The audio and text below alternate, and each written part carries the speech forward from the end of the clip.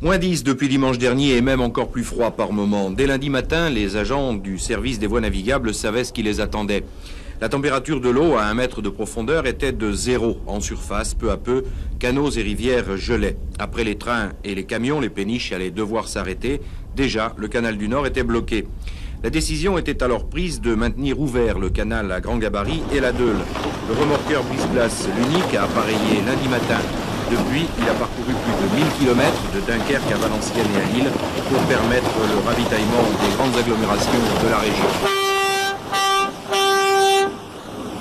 Vous savez que sur certaines routes, celles-ci sont bloquées, le mazout ne permet pas de circuler régulièrement, et avec tous les problèmes de la SNCF, nous sommes prêts à récupérer tout le trafic nécessaire, disons.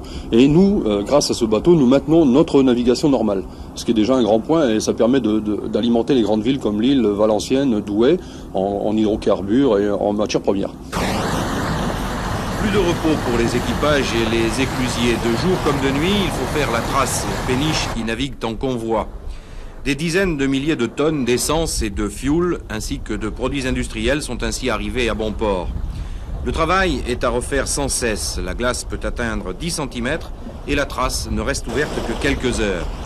En même temps, il faut maintenir en fonctionnement toutes les autres installations indispensables à la navigation. Jour et nuit, nous faisons fonctionner les portes d'écluse qui se bloquent, comme vous pouvez le voir, avec la glace qui fige les portes et tous les appareils électromécaniques et mécaniques. Alors, pour ce faire, toutes les nuits, nous travaillons et nous essayons de maintenir, je vous dis, l'ensemble du matériel des voies navigables. Et actuellement, je peux vous assurer, nous sommes opérationnels encore à l'heure actuelle. Et nous allons tenir, je pense, jusqu'à la fin des glaces. Sur l'Unique, 3 équipages se relaient toutes les 10 heures. Le moteur turbo de 240 chevaux ne s'arrête que pour les pleins et les vidanges. Parti de Lille avant-hier soir, il est allé chercher un convoi à Dunkerque pour l'emmener à Biache.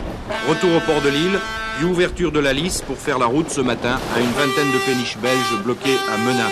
Le réseau à grand gabarit restera ouvert ce week-end.